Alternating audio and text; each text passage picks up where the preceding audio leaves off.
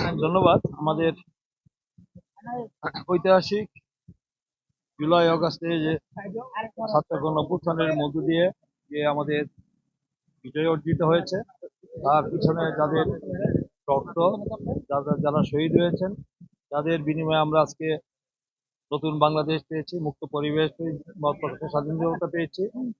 আমাদের সেই জিনিসপুরের কৃতি সন্তান 2024-এ 18ই জুলাই ফেসিবাদ বিরোধী আন্দোলন যখন চূড়ান্ত পর্যায়ে, ঠিক সেই মুহূর্তে নরসিংদী জেলখানার মোড়ে আন্দোলন করতে গিয়ে পুলিশের গুলিতে নিহত হয়েছেন। নিহত হয়ে আন্দোলনকে গতিশীল করেছে, বেগবান করেছে, যার কারণে 2024 সালের 5ই অগাস্ট স্বৈরাচার আওয়ামী লীগ সরকার হাসিনার চূড়ান্ত পতন হয়েছে। হাসিনা দেশ থেকে পালিয়ে যেতে বাধ্য হয়েছে। আজকে তার রক্তের বিনিময়ে আমরা আজকে কি যে মুক্ত পরিবেশ পেয়েছি, আগামী যে ত্রয়োদশ জাতীয় সংসদ নির্বাচন অনুষ্ঠিত হতে যাচ্ছে, তার যে মানুষের ভোটাধিকারের জন্য, আইনের শাসনের জন্য, বিচার বিভাগের স্বাধীনতার জন্য, ন্যায় বিচারের জন্য, সত্যিকার অর্থে জনগণের একটি সরকার প্রতিষ্ঠা করার জন্য এবং আমাদের গণতন্ত্রকে পুনরুদ্ধারের জন্য তারা যে জীবন উৎসর্গ করেছেন, জীবন উৎসর্গ করেছেন, বলিদান করেছেন, শহীদ হয়েছেন, এই জন্য তাদের কাছে জাতি চিরকৃতজ্ঞ।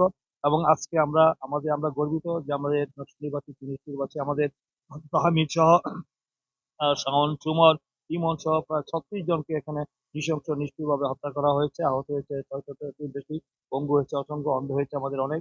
আজকে সেই শহীদদের প্রথম যে শহীদ হয়েছে তার কবর আমরা সেখানে জিয়ারত করেছি। তার কবর জিয়ারত করে আনুষ্ঠানিকভাবে আমাদের এই যে ত্রয়োদশ জাতীয় সংসদ নির্বাচন আগামী মাসের ফেব্রুয়ারি মাসে 12 তারিখ অনুষ্ঠিত হতে যাচ্ছে।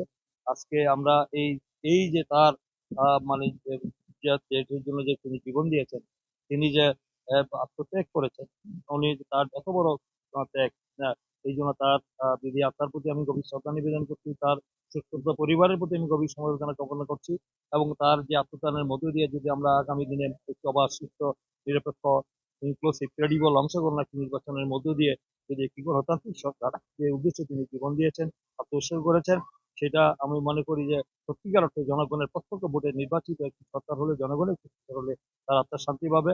এবং জনগণের যে দীর্ঘদিন আশঙ্কা ছিল যে একটি মুক্ত পরিবেশ, একটি গণতান্ত্রিক সরকার, মানুষের যে মৌলিক অধিকার, সেই মৌলিক অধিকার, মত প্রকাশ স্বাধীনতা, আইনের শাসন, বিচার বিভাগের স্বাধীনতা, ন্যায় বিচার, মানবাধিকার, আর সর্বোপরি মানুষের যে এই দেশের একটি মুক্ত পরিবেশ যে জন্য যারা করেছিলেন, যে তার দেশে কোনো যেন বেশি স্বৈরাচার দানি মাধ্যমে আসতে না পারে, এই জন্য জনগণের যে ভোটাধিকার সবচেয়ে বড় ছিল, যে ভোটাধিকার, আমার ভোট আমি দিব, তাকে দিব, দেখে শুনে যোগ্য ব্যক্তিকে দিব, যাকে ভোট দিলে দেশে আমাদের খেয়ানত হবে না, সেই ধরনের ব্যক্তিরা যেন আগামী দিনে অবাধ সুষ্ঠু নিরপেক্ষ নির্বাচনের মধ্যে আসতে পারে। আর যেন দিনের ভোট রাতে না হয়, আমি আর দামি না হয়, বিনা ভোটে না হয়, যেন প্রশাসন যন্ত্র ব্যবহার করে সূক্ষ্ম কারচুপি করে ইঞ্জিনিয়ারিং করে যে কেউ যেন আসতে না পারে।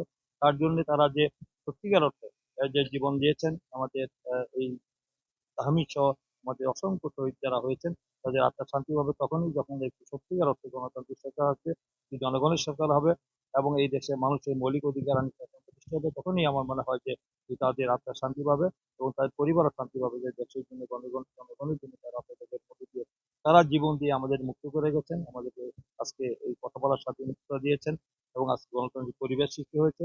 আমরা যে আজকে এই যে দেশের যে আজকে এই যে একটা গণজোয়ার সৃষ্টি হয়েছে, ভোটাধিকার ভোটকে উপলক্ষ করে সেই আবেগ, উচ্ছ্বাস, একটা উৎসবমুখর পরিবেশ সৃষ্টি হয়েছে, তার পিছনে এই তাহমিদের এই রক্তের বিনিময় সেটা সম্ভব হয়েছে।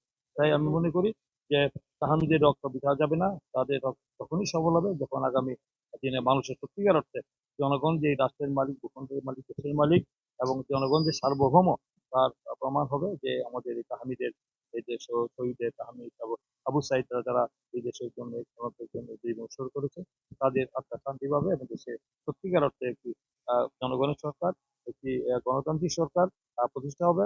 তখনই আমাদের এই দেশের মানুষ মুক্তি পাবে এবং জনগণ মানে শান্তি পাবে। তখন তার এই যে আত্মত্যাগ, এই আত্মত্যাগটা সার্থক হবে। তাই আমি তার আবারও তার দিদি আত্মার প্রতি আমি গভীর শ্রদ্ধা নিবেদন করে তার আত্মার ফেরত কামনা করছি। তার সুস্থ পরিবারের প্রতি গভীর সমবেদনা কামনা করছি। করে আজকে আমি আনুষ্ঠানিকভাবে আমার এই ত্রয়োদশ জাতীয় সংসদের আমার নতুন বিশ্ববিদ্যালয়ের এক আসন থেকে আমি ধানের শীষের প্রার্থী হিসেবে দল আমাকে মনোনয়ন দিয়েছে। আমি আজকে থেকে আমি আমার আনুষ্ঠানিক নির্বাচন কমিশন গঠিত, জানেন যে 22 তারিখ থেকে আমাদের কর্মকাণ্ড শুরু হয়েছে, কিন্তু আমি আজকে একদিন বাদে আমি আজকে 23 তারিখ 24 তারিখ আজকে 24 তারিখে আনুষ্ঠানিকভাবে আমি আমার গ্রাম থেকে, আমার বাড়ি থেকে, এবং যেহেতু আমি আমি আমরা একই গ্রামের, তাই তাহমিদ শহীদ তাহমিদের কবর শেয়ার করি আমি আমি জনগণকে সাথে নিয়ে আমি আমার গানের শেষের প্রতীক নিয়ে আমি নির্বাচন প্রচার শুরু করছি। আমি শতভাগ আশাবাদী এই কারণে যে যুগে যুগে যেমন আমাদের ভাষা আন্দোলনে যারা শহীদ হয়েছেন তাদের বিনিময়ে আমরা মাতৃভাষা মায়ের ভাষা পেয়েছি।